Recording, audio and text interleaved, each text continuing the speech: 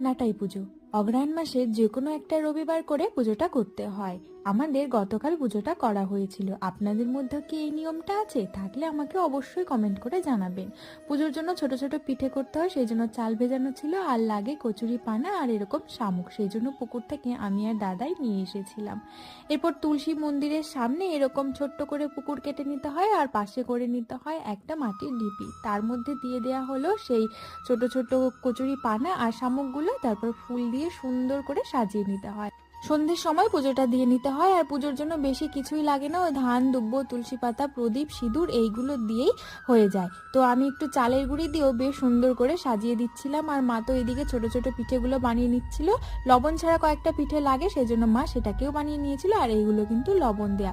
এই যে এটা হলো লবণ ছাড়া পিঠে, ওই ছোট্ট পুকুরটা বানিয়েছি না, সেই পুকুরের মধ্যে এই পিঠেগুলোকে দিতে হয়। তারপরে সন্ধ্যেবেলা সুন্দর করে পুজো করে নিয়েছিলাম। কেমন লাগলো জানাবেন।